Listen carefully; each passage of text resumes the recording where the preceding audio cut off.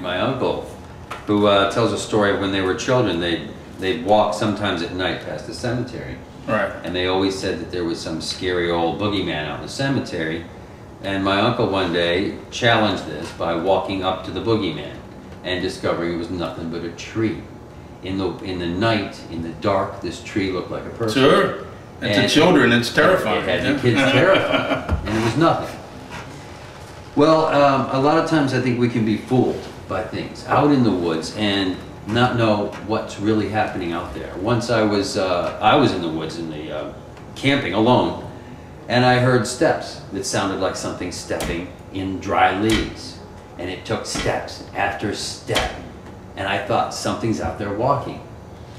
Well, I've encountered things walking in the woods before that were big and heavy. This thing sounded like a little lighter thing out there walking.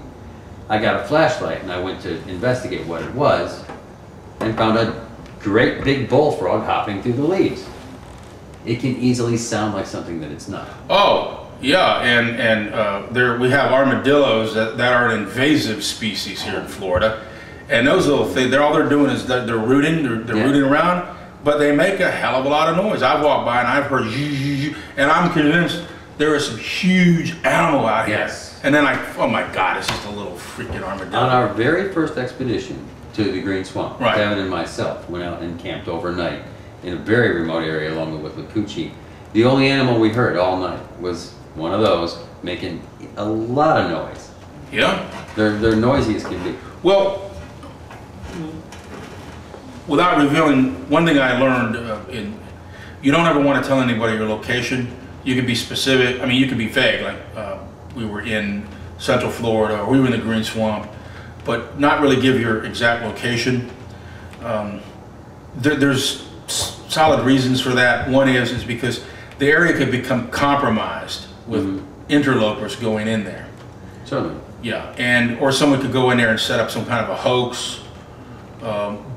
I'm not so worried about hoax, somebody going into hoaxing as I am about going in there thinking I've got the area to myself and there's 35 people out there with pickup trucks and kegs of beer and they're going to make a big party all night, which equals noise. And my experience is when there's noise, there's nothing going on. Even the animals run away. Well, you know, in the area we found our tracks, it's a popular place to camp, and only a few days before we got there, there was a number of Boy Scouts camping in the area.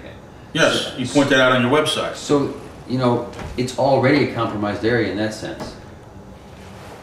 Well, this is not a 12-year-old boy's footprint. I can tell you that for the camera, folks. You know. Out in those swamps, you don't want to go barefoot, and I can't imagine anyone in their right mind going barefoot. No, but I also go by the theory that if I can find my way out to somewhere and be standing on this spot, someone else could have. Oh yeah. So, but I was at a campsite that you guys had some photographs of that you walked out. You remember you hiked 3 miles out and came back. Okay, I had a 3-night expedition there. I call it expedition. First night I was alone, and that was scary. You asked about was I ever scared. Right at sunset, across the river, the little river there, where the tree made the natural bridge. Do you remember that? Yes. Okay, and was that you sitting on it? No, it's actually a photo of our friend Kevin sitting on that tree. That was Kevin sitting on the tree. Okay. Actually, yes. It was Kevin, all right. Right there, as the sun was setting, I could hear movement on the other side and tree limbs breaking.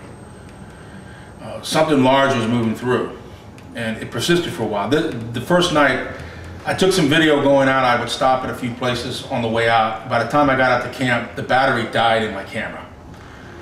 And I said, well, no problem. I've got an inverter for the cigarette lighter. Let me grab my cord. Open up the glove box, reach in where my cord's supposed to be, and it's not there. And it dawns on me, it's in one of my drawers at home. Oh my God, I can't believe this. But I had a Nikon digital SLR. And I said, well, I'm gonna have to take photos, so maybe I'll listen more and hear more. And I heard the movement, the twigs breaking. And then later that night, I heard one of the best howls I've ever heard coming from way deep in the woods and it was like a burst of 5. It was roo, roo, roo, roo, roo. I'm getting the hell out of here. I was by myself. Yeah. I got in the car and I left, actually. I was not going to camp out. I admit this to the world. I was too scared to tent camp that night. The reason was I was by myself. And I plead guilty to being a chicken, but I'm unarmed. And if you're laying there asleep on the ground in a little flimsy tent, you're vulnerable. And I don't know what the hell's going to walk up on me. And it may be some crazy guys who decided to go hunting in the middle of the night, who are on drugs or boozed up. The most dangerous animal. It's the most dangerous animal, man. So I got out of there. It convinced me that it would be really better to go with about 3 or 4 guys who have the same research goal in mind. Oh yeah. Because one thing they'll do, even though you got 3 or 4 guys together, is remain quiet. Mm-hmm. Okay. The second night, these college students moved in, and they were loud, and they playing the guitar around the campfire. Yeah. So I shift my location to another area to do night expedition. There were some trails I had found that I went in there. I was a good 1.5 miles away from the campers, so I didn't have to listen to them.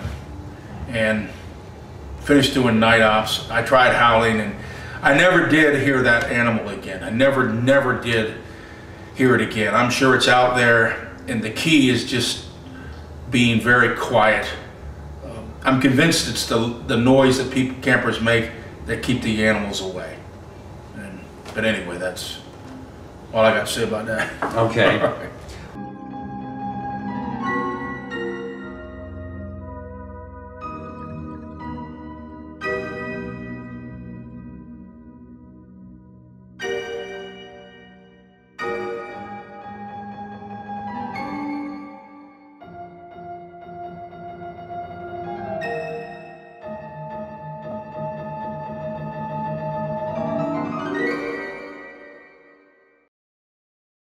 Visit Tim Fasano's website, bigfootafterdark.com.